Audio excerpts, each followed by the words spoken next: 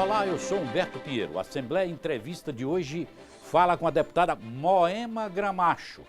Nada mais, nada menos do que a primeira deputada federal eleita pelo Partido dos Trabalhadores na Bahia. Fato histórico, que ninguém nunca mais vai poder mudar esse registro. Moema cumpriu 3 mandatos de deputado estadual aqui na Assembleia Legislativa da Bahia. 2 vezes prefeito da cidade de Lauro de Freitas. Longa caminhada na estrada do embate político na Bahia. Moema Gramacho é hoje uma referência no plenário do Congresso Nacional. Membro das comissões de Desenvolvimento Urbano da Câmara Federal, Segurança Pública e Combate ao Crime Organizado, Comissão Especial da PEC, da Filiação Partidária, Comissão Permanente Mista de Combate da Violência contra a Mulher, Secretaria da Mulher, Subcomissão de Habitação de Interesse Social. Secretaria da Mulher, o que é isso? Veja só, primeiro quero desejar um sucesso enorme para você. Eu sei que é um prazer para mim enorme estar aqui na TV Assembleia, uma TV que eu batalhei muito para que a gente eu sou testemunha pudesse conquistar. E fiquei muito emocionada, me permita falar, quando entrei, encontrei uma foto de Paulo Jackson ali na frente. Então, é uma grande homenagem e eu acho que um deputado que nos deixa muita saudade, né? Não tenho dúvida. Então, eu quero agradecer o convite e dizer que essas comissões que eu faço parte lá na Câmara Federal são comissões muito atuantes e eu tenho um prazer enorme em estar participando delas. A Secretaria da Mulher, nós não fazemos parte organicamente, mas eu estou como coordenadora do Núcleo de Mulheres. Por quê? Já no início, no processo inicial, houve, por conta da interferência direta do Eduardo Cunha, até na questão das mulheres ele interferiu. E aí deixou as mulheres do PT de fora da comissão da Secretaria da Mulher. Mas mesmo assim a gente construiu uma relação com as mulheres e hoje trabalhamos todo mundo junto, tá? Mas ficamos de fora da secretaria. Mas eu hoje sou membro da Comissão Mista de Violência contra a Mulher. É uma comissão do Senado e da Câmara. Deputadas e senadoras discutindo tudo sobre a questão do combate à violência contra a mulher. Estou fazendo parte também da Comissão da Reforma Política. Perfeito. Essa que foi o maior problema. Você imagina, Pinheiro, nós estamos vivendo um momento muito difícil na Câmara. E a pauta é uma pauta muito retrógrada. E mesmo as próprias pautas que foram constituídas pelo próprio presidente Eduardo Cunha, ele próprio transformou em dificuldade. Ele constituiu uma comissão de reforma política. Nós, 36 deputados, trabalhando 4 meses seguidos, construindo uma proposta de reforma política, dialogando com os setores sociais, com a CNBB, a OAB, centrais sindicais, movimentos sociais, fazendo trabalhos técnicos internos e trabalhos políticos externos, conversando com o povo. Na véspera de apresentar o relatório, ele foi lá, e o relatório é dele. Ele foi lá e pediu para mudar o relatório. Mudou 3 vezes o relatório. Quando não aguentou mais de mudar o relatório, mudou o relator, destituiu a comissão, designou novo relator para plenário e fez isso que está aí, que é muito distante de ser uma reforma política. Ou seja, não mudou praticamente nada e o que mudou, mudou para piorar.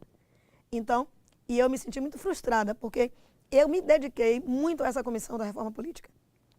Porque o povo foi para as ruas em 2013 gritando que queria mais representação popular. E o povo continua querendo mudanças efetivas. Queria mais transparência, queria menos custo de campanha. Perfeito. E aí a gente viu golpe em cima de golpe.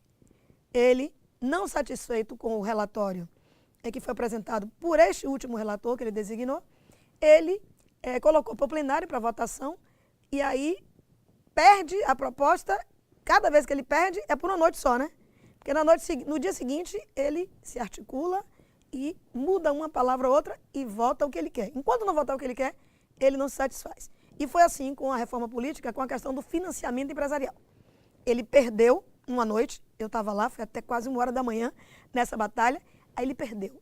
Eu senti na cara dele que ele estava acabado quando viu perder a proposta do financiamento empresarial. Pois você acredita que no dia seguinte, ele botou de novo para votar, modificou uma palavra e aí votou de novo e aprovou. A mesma coisa ele fez com a maioridade penal. Perdeu, deu golpe, votou e aprovou. Como é que a senhora está vendo a posição do presidente e deputado Eduardo Cunha, da Câmara Federal? Porque ele foi denunciado no depoimento de um empresário de um um lobista, na verdade, de uma grande empresa, me parece que da Camargo Corrêa, o acusando de ter recebido ou de estar envolvido numa propina em torno de 5 milhões de dólares. De 5 milhões de dólares. Como é que a senhora está vendo a posição agora atual do presidente Eduardo Cunha, que acaba de romper com o governo, anuncia isso publicamente, estabelece uma pauta de proposições francamente ofensivas contra o governo? Como é que a senhora está vendo a posição do presidente Eduardo Cunha? Muito difícil. Muito difícil, eu diria que se ainda não está definitivamente julgada a questão dele, portanto, judicialmente ele não estaria impedido, mas moralmente ele está impedido de continuar.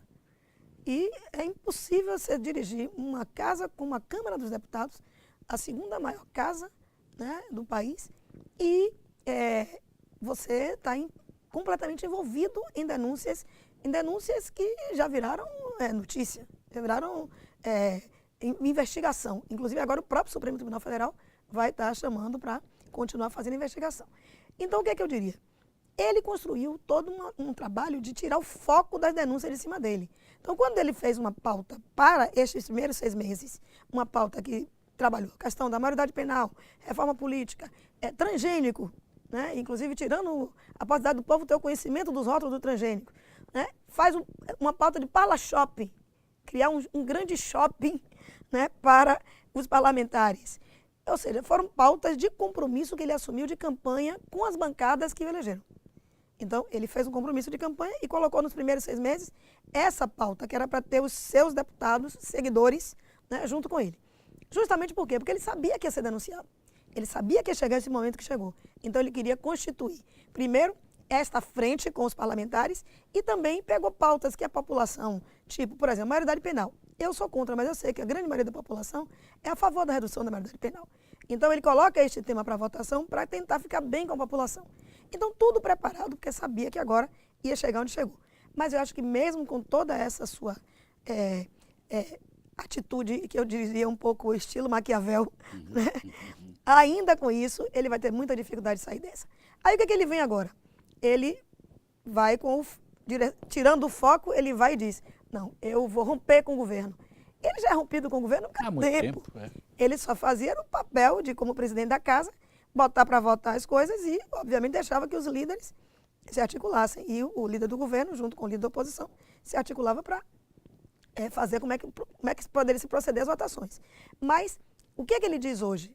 Ele tentou aplicar o golpe, mais uma vez, de dizer, estou rompido com o governo, e pensou que o PMDB ia acompanhá-lo. Então, ele achou que ele ia dizer isso, ia dizer que ia votar tudo contra o governo agora e que o PMDB ia acompanhar. O PMDB não acompanhou. Já tem manifestações do próprio vice-presidente da República, que é o articulador, o ministro da Relação Institucional com a Câmara e com o Senado, né, o Michel Temer, que já disse que não acompanha, com a posição pessoal do presidente. E, portanto, eu acho que agora ele fica em maus lençóis. Não tenho dúvida disso. E se depender de nós estaremos na abertura no final do recesso, na abertura dos trabalhos, a partir de agosto, trabalhando para que ele possa responder pelo que ele está sendo acusado. Perfeito. Como é que a senhora está vendo a questão que rola no TCU, no Tribunal de Contas da União, com relação às pedaladas fiscais? Olha, nós tivemos uma avaliação junto com o ministro Nelson Barbosa, junto com o TCU, com a AGU, CGU, para discutir o que é que significavam essas chamadas pedaladas fiscais. E eu fiquei até muito mais tranquila em relação a isso. Por quê? Porque o que foi apontado para as contas de Dilma, para o que eles chamam de possíveis irregularidades, os índices e os itens são infinitamente menores do que eles apontaram para Fernando Henrique e até para o próprio companheiro Lula, ex-presidente Lula. E as justificativas que foram apresentadas pela gestão de Fernando Henrique e pela gestão de Lula foram aceitas pelo tribunal. Então, me surpreende se eles não aceitarem agora as justificativas que são semelhantes das contas de Dilma. Então, eu estou muito mais tranquila. No início, nós ficamos preocupados porque nós não sabíamos o que é que o TCU estava questionando. Na medida em que ele colocou o que é que era o questionamento, e nós tivemos quase que uma aula, né, mostrando, ó, foram questionados determinados itens, e esses itens já tivemos problemas anteriormente na gestão de Fernando Henrique e de Lula, e foram sanados e foram aceitas as justificativas. Portanto, eu espero que o Tribunal de Contas da União aceite também as justificativas da gestão Dilma. A senhora está com uma proposta de lei lá na Câmara Federal que dá conta da proibição de verbas oriundas dos cofres públicos para aquelas bandas ou cantores ou artistas que cantarem músicas ou comporem músicas de perfil extremamente machistas. Como é que a senhora está vendo? Qual é a chance de aprovação de uma matéria dessa, deputada? Olha, primeiro eu quero parabenizar a deputada Luísa Maia, porque ela que foi a autora desta lei, que virou uma lei na Bahia. Eu era prefeita à época e fui a primeira a implantar a lei municipal, antes mesmo da lei estadual, porque gostei muito da ideia da deputada Luísa Maia. Porque o que eu acho, Humberto? No início, eu sei que a deputada sofreu um pouco, a deputada Luísa Maia, porque as pessoas diziam que era censura. E não é perfil da gente fazer censura. Mas eu queria dizer que não é censura. É a pergunta que eu faço a quem nos ouve. Vocês compram o que não presta? Claro que não. Então por que nós vamos comprar, vamos pagar, porque o dinheiro público, o recurso público vai pagar bandas, músicas, artistas que vão fazer música, vão cantar depreciando a mulher ou estimulando a violência? Não tem porquê, se você tem tantas outras coisas boas, músicas que enaltecem a mulher, que enaltecem a figura, né, da mulher do ponto de vista do que ela pode contribuir para a sociedade, do papel da mulher na sociedade, por que você vai trabalhar com filé da popozuda, tapinha não dói, ou letras que depreciam a mulher? E outra coisa, também tem muita música que estimula a violência. Nós estamos convivendo com uma violência muito grande. Nós precisamos trabalhar com a cultura da paz e com a cultura da não violência. Portanto, eu vejo muitas chances, porque nós passamos pela Comissão Mista da Mulher, lá na Câmara, as mulheres gostaram muito. Nós já tem um parecer da deputada Érica Cocai favorável, deve passar pela CCJ, pela Comissão de Finanças e Orçamento também, e eu tenho convicção de que vai aprovar. Eu tenho recebido muitas ligações do país inteiro, né, me perguntando como é que pode ser feito, como é que vai ser regulamentado, quem é que vai fazer a seleção dessas músicas. E eu disse, olha, nós não queremos fazer censura. Os conselhos podem trabalhar isso, nós podemos trabalhar para que façamos o inverso, estimulemos aquelas músicas que façam letras positivas e, na medida do possível, a gente garanta que aqueles que continuem insistindo, que façam com seus recursos. Por isso que eu digo que não é censura. Quem quiser fazer suas músicas, tocar com seus recursos próprios, faça. Só não usar o recurso público para isso.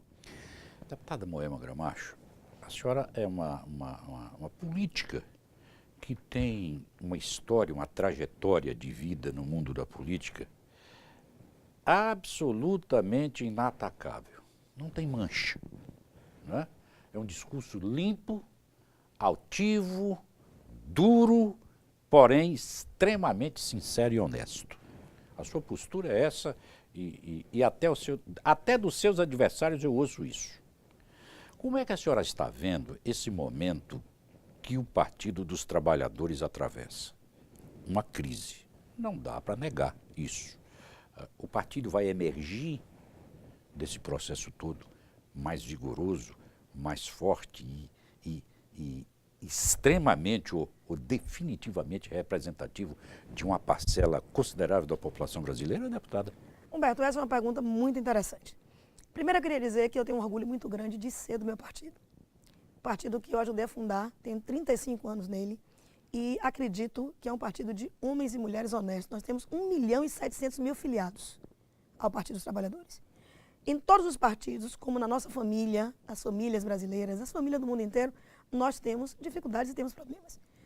Tivemos alguns que erraram. E os que estão errando estão pagando e pagando caro. Estão sendo punidos. E eu desafio, em que fase da história do Brasil, da história política brasileira, que se prendeu tanta gente, que se investigou tanto, que se puniu tanto?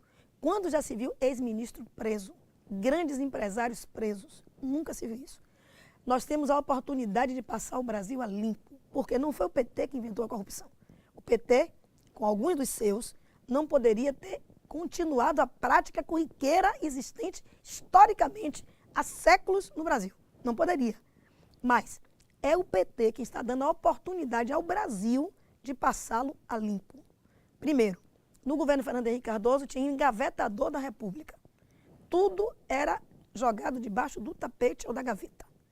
Eu até brinco quando eu digo assim, PC Farias morreu e matou a mulher, e a mulher matou, e foi o quê? Aí fica como se fosse crime passional ou ninguém mais parou para investigar a causa da morte de PC Farias. Até hoje. Tá? Então, tem muita coisa que não foi investigada ainda e que precisava ser investigada. Mas, se a gente fosse elencar aqui a série de problemas que tivemos durante a gestão de Fernando Henrique Cardoso, como é que foram vendidas as nossas estatais? Quanto valia a Vale do Rio Doce e por quanto foi vendida? Como foi o sistema de telecomunicações? Por que hoje nós temos esses problemas todos, desse monopólio das comunicações? Se a gente for parar para ver, nunca se apurou o mensalão tucano de São Paulo, nem o mensalão tucano de Salvador. Agora que está começando a apurar. O Aécio Neves, com um avião cheio de cocaína, e passa rapidamente pela imprensa e some e ninguém mais ouve falar. Então, o que é que eu queria dizer? Nós temos a gestão de Lula e a gestão de Dilma valorizaram as instituições, fortaleceram a Polícia Federal e o Ministério Público. Aí o pessoal diz assim, mas não é porque Dilma está permitindo que está se investigando, porque tinha que investigar mesmo. Sim, e por que antes não investigava? Eu vou lembrar aqui, eu fui deputada 3 mandatos aqui nesta casa. Eu fiz dezenas de representações ao Ministério Público à época. Nenhuma foi investigada. Porque o Ministério Público não tinha condições de investigar. Nem estrutura física para fazer, nem autonomia para investigar. Todo mundo sabe que a CM mandava no Ministério Público da Bahia, como mandava na Justiça da Bahia. Eu não estou mentindo. Isso é fato notório. Então, hoje, nós temos, a partir de Lula, Controladoria, Tribunal de Contas, Procuradoria, né? O Ministério Público investiga, a Polícia Federal, além de ter autonomia, tem condições de trabalho para investigar e, efetivamente, nós temos condições de passar este país a limpo. E eu queria dizer mais. O que eu acho que ainda está errado é porque, infelizmente, nós ainda temos setores que não abriu para investigar tudo. Nós ainda temos uma investigação que não é completamente imparcial.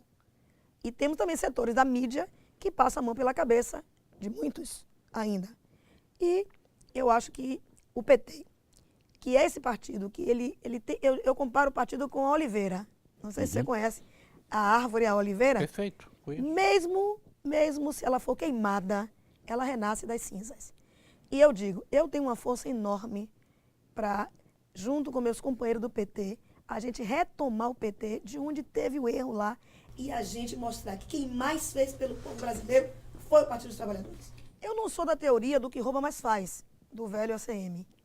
Mas eu queria dizer o seguinte, os que praticaram ilícitos ligados ao Partido dos Trabalhadores estão sendo punidos. E eu espero que todos que tenham praticado sejam punidos, não só do PT, como de todos. Agora, a população brasileira não pode deixar de reconhecer que quem mais investiu no povo brasileiro, nas políticas públicas, seja da habitação, Minha Casa Minha Vida já entregou 3.700.000 unidades habitacionais, vai ter mais 3 milhões de casas agora. Universidades, a Bahia passou 60 anos com uma única universidade pública federal. Hoje tem 6 novas universidades e já estamos lutando pela Universidade Federal do Nordeste. E vamos trazer. Está preparada para vir. Escolas técnicas. Fernando Henrique mandou parar de construir escolas técnicas, mandou fechar algumas. Lula e Dilma retomaram mais de 300 novas escolas técnicas. A Bahia só tinha uma durante anos, eu estudei lá, inclusive. Hoje tem 9 novas escolas técnicas. O acesso ao ensino superior melhorou, seja através das novas universidades federais, seja através do FIES, do ProUni, das cotas. Então, hoje, o filho do povo pode ser doutor, pode entrar na universidade. Sem contar com a estabilidade que nós passamos durante quase 12 anos. Eu sei que hoje nós estamos vivendo uma crise econômica que se aprofunda e que eu sei que até o final do ano ela vai se intensificar ainda. É possível que no início do próximo ano a gente consiga estar retomando a economia, mas a gente também não pode deixar de considerar. Os países do leste europeu, os países do mundo europeu como um todo, passaram desde 2008 em crise e continuam em crise. Quanto é o índice de desemprego hoje na Espanha, na França, na Grécia? Quanto é o índice de desemprego hoje em Portugal? Entretanto, hoje nós estávamos, até o ano passado, com 5% de desemprego, caminhando para o pleno emprego. Eu acho que o povo precisa reconhecer o seguinte: estamos em crise? Estamos. Mas nós estamos há 5 meses, há 6 meses em crise, mas passamos 12 anos de uma estabilidade, com inflação controlada, com emprego garantido e com desenvolvimento. Então, eu acho que dá para dar um crédito de confiança e de uma mulher firme, ela está lá, resistente, está passando por momentos muito difíceis. Não é fácil você estar com uma popularidade tão baixa e você sendo presidente da República com a popularidade no nível que está. Mas ela não se abala, porque ela tem convicção de que está correta, ela vai fazer tudo o que for necessário de ajuste rigoroso. Por quê? Para que a gente possa sair deste processo e voltar a manter as políticas que foram desenvolvidas durante os últimos 12 anos, que é o mais importante. Por isso que eu digo que eu confio muito que o PT vai sair dessa.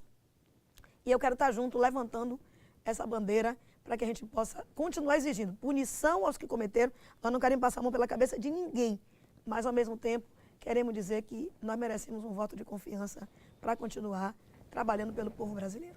Vamos para a pauta das suas iniciativas no Congresso Nacional, especificamente lá na Câmara. A senhora está com um projeto, com uma proposta de lei que busca incentivar é um projeto chamado Projeto Limpo, de energia limpa, com base em energia solar e reutilização da água. Vamos para o varejo? Vamos. Então, eu sou também titular da Comissão de Desenvolvimento Urbano e criamos a Subcomissão de Habitação. E fazemos uma combinação dessas duas comissões, trabalhamos juntos de forma coletiva e temos discutido muito a questão, não só do Minha Casa Minha Vida novo, 3, que são 3 milhões de novas casas, como outras formas de melhoria da condição de vida da população através da condição digna da residência. Perfeito. Então, nesse aspecto, a gente coloca que também precisa ter redução de custo. Uhum. Então, a energia solar, a gente tem trabalhado muito essa questão. Primeiro porque é uma redução sensível do custo da energia. Perfeito. E depois que a questão também de você poder utilizar da tecnologia para o bem da população. Né? Nós temos tecnologia e precisa ser utilizada essa tecnologia. Uhum. Então, nós já estamos com propostas pela Caixa Econômica Federal, né, onde a gente está trabalhando para que todos os novos empreendimentos do Minha Casa Minha Vida tenham essa exigência de implantar energia solar e que possam também, cada um deles, ter um projeto piloto de captação de água. Essa captação dessa água não seria para o consumo humano, tá? Não é para água potável para beber. Mas, por exemplo, para fazer limpeza, para descarga, para molhar jardim, para a parte toda de lavar o carro, limpeza, que a população tem uma mania seria de água reutilizada. Ah, que beleza. E aí nós estamos com esses projetos pilotos, né, e estamos trabalhando muito através da Comissão de Desenvolvimento Urbano. E esperamos que a gente, já estamos fazendo a conversa também com o governo federal, para que o governo seja parceiro dessa nossa ideia. Ah, mas que iniciativa espetacular. Aqueles que imaginam que a deputada Moema Gramacho fica em Brasília só tratando da chamada pauta política e de um embate político, acabam, na verdade, conhecendo um outro lado da deputada Moema Gramacho, que é, na verdade, preocupada com projetos que influenciam o dia a dia da população, como esse aqui, da chamada energia solar e da reutilização da água. Ô, Humberto, pois não? Eu também estou na Comissão de Segurança Pública. Pois. Deixa eu te até explicar, as pessoas às vezes não entendem, porque eles dizem assim, a segurança pública não é coisa de polícia, né? Mas quando eu fui secretária de Desenvolvimento Social e Combate à Pobreza do Estado, eu participei do Pacto pela Vida, que é o maior programa de acompanhamento da questão da prevenção à violência que existe no país. E eu ficava encantada porque o governador Jacques Wagner, ele participava, era a época que eu estava como secretária, ele participava das reuniões do Pacto pela Vida, acompanhando caso a caso, com quase que uma conferência de delegados, policiais, Ministério Público, Defensoria, Tribunal de Justiça, Assembleia Legislativa fazia parte, e os seus secretários todos. E o governador ele se preocupava muito com essa questão. E eu fiquei encantada com esse Pacto pela Vida, porque fazia um trabalho de prevenção à violência associado com as políticas públicas, políticas sociais, política de esporte, lazer e as políticas das condições de vida. E, com isso, a gente buscava acompanhar esses índices de violência que aconteciam no Estado, isso no ano de 2013. eu tenho convicção que o nosso governador Rui Costa está dando sequência a esse trabalho. Estou me referindo ao governador Jacques Wagner, porque foi da época que eu fui secretária. Perfeito. E aí eu fiquei tão encantada com esse trabalho que eu fiz, olha, se eu puder fazer com que isso vá também para o resto do país, eu vou fazer. E fui para a Comissão de Segurança Pública da Câmara dos Deputados. Quando eu cheguei lá, eu senti que tudo cheio de policial, né? Então eles disseram, o que é que ela veio fazer aqui? Comissão de Segurança Pública para a polícia. E eu comecei dizendo que nós temos que cuidar dos direitos humanos na segurança pública. E entendendo direitos humanos como o direito de todos, inclusive dos policiais. E hoje eu tenho uma boa relação com todos. Nós temos trabalhado muito essa questão do combate ao crime organizado, de combate às drogas, porque, Humberto, o que hoje movimenta a violência é a droga. A droga. Não, é a principal causa. Então, eu já tive uma conversa também com o nosso ministro da Defesa, Jacques Wagner, para que a gente possa fazer uma parceria, né, nas fronteiras e também vendo de que forma que o Ministério da Justiça e a nossa presidenta Dilma podem colaborar em parceria com os governos estaduais e os governos municipais para a prestação da segurança pública de uma forma macro. Não é só o policiamento ostensivo, é a fiscalização, é o controle da entrada das drogas, é a possibilidade concreta de uma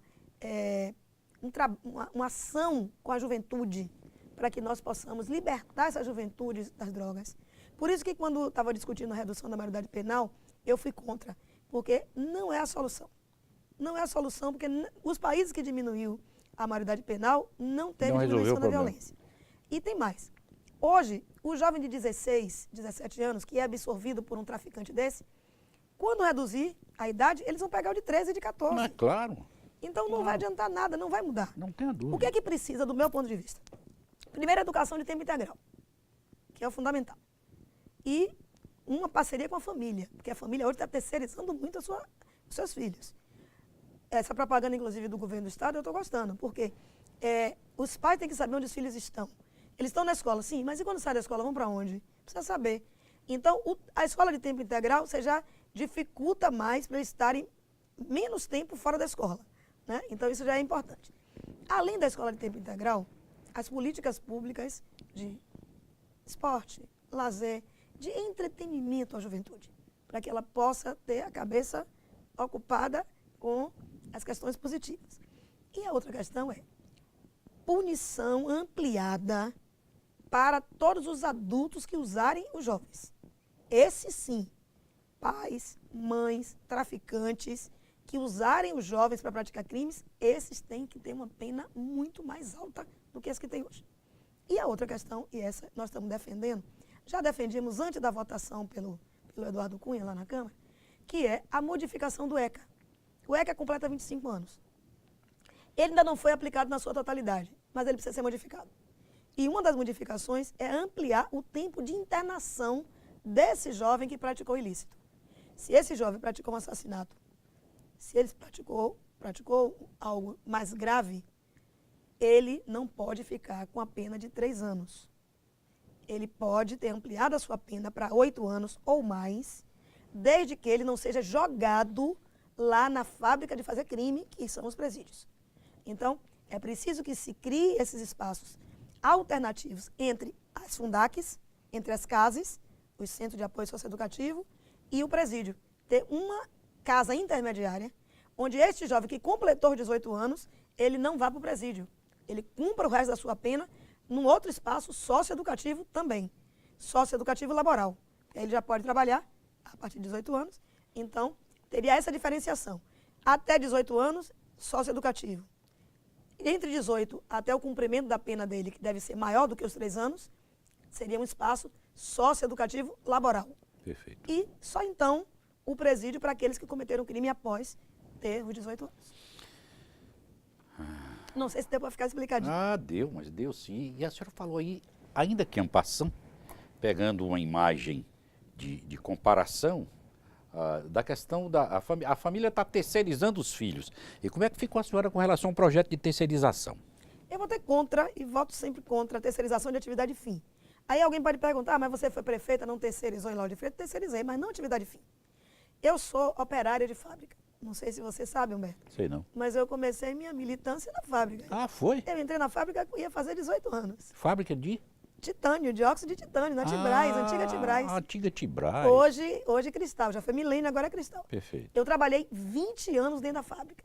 As pessoas dizem assim, é político, não trabalhou. Primeiro tem que acabar com essa ideia de que político não trabalha, que político trabalha e trabalha muito. E depois político não é rico. Pode ser até... A deputada Moema Gramacho é uma mulher Eu pobre. sou rica de espírito.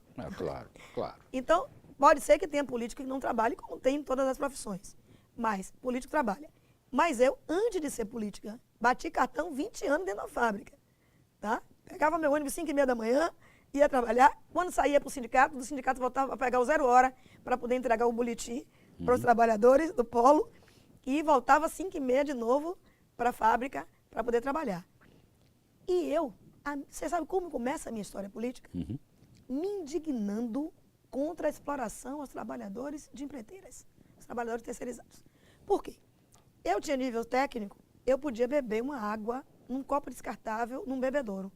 O trabalhador terceirizado, que na época era chamado de empreiteira, ele bebia no capacete suado da labuta com a água que vinha da indústria, da produção. Era assim que eram tratados os trabalhadores de empreiteiras.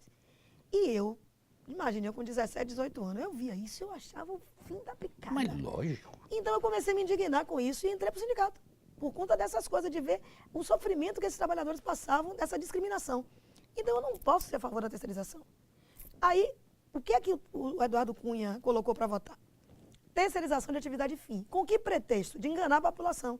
Dizer, tem 12 milhões de trabalhadores terceirizados que precisam ser regulamentados. Ora, não precisava fazer aquele projeto de botar os 45 milhões que não eram terceirizados para serem precarizados como os 12 milhões.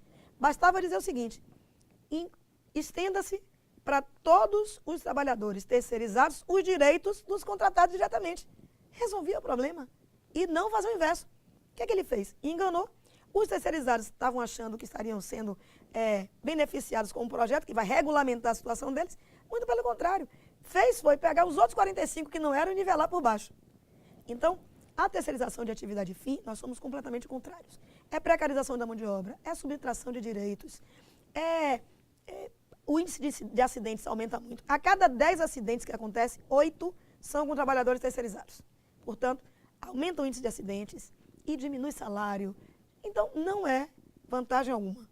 Portanto, nós somos contra e a gente vê o que é que está acontecendo lá na Câmara dos Deputados, né? Então, nós temos que estar muito ligados para não deixar que o Senado vote. O Senado pode botar o pé em cima. E aí a presidenta Dilma, ou podemos fazer um outro projeto, para aí sim regulamentar, melhorando a condição dos que estão hoje numa condição precária. O que é que você acha de uma possível união política entre Márcio Paiva e Moema Gramacho em Lauro de Freitas? Essa pergunta é uma pergunta que está no site da LFTV, Lauro de Freitas TV. É um canal exclusivo lá de Lauro de Freitas, de um grupo de comunicação, e um grupo de comunicação que fala diretamente para a população lá de Lauro de Freitas. O que é que você acha de uma possível união política entre Moema Gramacho e Márcio Paiva? O que é que Moema Gramacho acha dessa união? Olha, essa é uma pergunta que precisa ser feita para o povo de Lauro de Freitas. Né? Porque aí é o povo que vai dizer. Bom, não há possibilidade. Os projetos são antagônicos. O povo tem dito isso nas ruas. Onde eu passo, na cidade, o povo diz. E não há possibilidade da gente estar junto. Apesar do vice-governador do Estado ser da base do governo do Estado, que é o meu governo, que eu ajudei a eleger, mas desde o início eu sempre disse que nós tínhamos diferenças. O governador é o governador, o vice-governador é o vice-governador, e eu, Moema Gramacho, que fui prefeita de Lauro de Freitas, tenho a minha história em Lauro de Freitas diferenciada da história do vice-governador e dos seus coligados. Portanto, Márcio Paiva faz uma administração que o povo que deve se manifestar, mas pelo que eu tenho visto, o povo não está gostando da administração, e eu não posso me somar a ele porque, primeiro, ele não deu sequência a uma série de projetos que eu deixei, que ele poderia ter dado sequência. E depois, ele não aplica o projeto que nós desejamos para Lauro de Freitas, que é um projeto de inclusão social, acima de tudo, de um investimento na saúde. Eu, quando fui prefeito de Lauro de Freitas, Humberto, 8 anos eu me dediquei exclusivamente àquela cidade. Eu implantei praticamente todos os programas sociais na cidade. Construímos novas escolas, implantamos postos de saúde, implantamos pronto-socorro odontológico, fizemos uma revolução na saúde, apesar de todo mundo sempre achar que precisa ser feito mais na saúde. Eu também acho. Eu queria ter feito mais na saúde. Mas todo mundo depositou uma expectativa nele, que era médico, de que ele ia fazer muito melhor do que eu na saúde. E aí o resultado está aí. O povo todo se queixando, sentindo saudade. Então, eu prefiro que essa pergunta seja feita para o povo. Mas queria lhe dizer, não há possibilidade de ter junção entre Márcio e o grupo de Moema Gramacho em Lauro de Freitas. Moema não decidiu ainda se será ou não candidata, mas o grupo nosso terá candidatura para Lauro de Freitas, nós não temos dúvida disso. O nosso grupo terá. Então, Moema diz não a essa possível união com Márcio Paiva. Está aqui nas minhas mãos um belo produto da sua trajetória, do cumprimento do mandato, nesses primeiros 3 meses. Se escoa muito pela aí afora, né? Porque o que tem de manifestação aqui, deputada? Nosso mandato... Eu vou pedir o nosso... Enquanto a senhora fala, fica à vontade. O nosso mandato o nosso ele é bebê muito... ali para fazer um close. Eu não sou distrital, né? Então eu trabalho praticamente no estado todo. Eu tenho uma vinculação muito forte com os companheiros da região oeste, da região cisaleira, da região lá do Quijig, né? Que é o outro lado da região semiárido. Tem uma região, uma relação próxima com o litoral norte, região metropolitana, Ceabra, falei oeste também, né? Falou. Oeste todo. Então, por isso eu tive que correr muito trecho. Então, aí tem um resumo só dos 3 primeiros meses e estamos fazendo já o dos últimos 3 meses, que foram... Na verdade, nós só temos 5 meses de mandato, né? Começou em fevereiro. E vamos estar mantendo sempre uma interação com a população. E temos nossa página também, que está no ar, né? Aberta às sugestões, às críticas, para que a gente possa estar interagindo. Eu falei aqui com essa pequena, grande mulher, Moema Gramacho. Falei aqui com essa militante de longa trajetória na história desse estado, Moema Gramacho. Falei aqui com a ex-operária de fábrica, eu não sabia, Moema Gramacho. Piona. Não é? Piona, Moema Gramacho, que se indignou porque os seus colegas de trabalho, parte deles, os terceirizados, enquanto ela bebia água num copo decente, ainda que de plástico, os seus colegas de trabalho bebiam água no capacete de trabalho suado, o que era, na verdade, uma discriminação inaceitável. Talvez por aí, nesse momento, os seus opositores se arrependam de ter permitido que eles bebessem água no capacete, porque aí você não teria entrado para a política. Mas eu falei aqui com essa combatente deputada federal, Moema Gramacho, que dignifica o nome desse estado no Parlamento Nacional e dá um corte vertical na história do PT. Ela é a primeira deputada federal pelos partidos dos trabalhadores aqui na Bahia. Deputada, uma honra dividir essa bancada com a senhora mais uma vez. Eu que agradeço e dizer que estou lá para representar as mulheres, porque eu garanto meu batom, né? Claro. Mas também aos homens que acreditam nas mulheres, representar a Bahia dignamente e lutar muito para trazer tudo que puder de melhor para a nossa Bahia. E gostei da produção, esse taillé, porque eu sou antigo, vermelho está lindíssimo. Muito obrigado por sua atenção, nós ficamos por aqui. Canal Assembleia TV da Casa do Povo.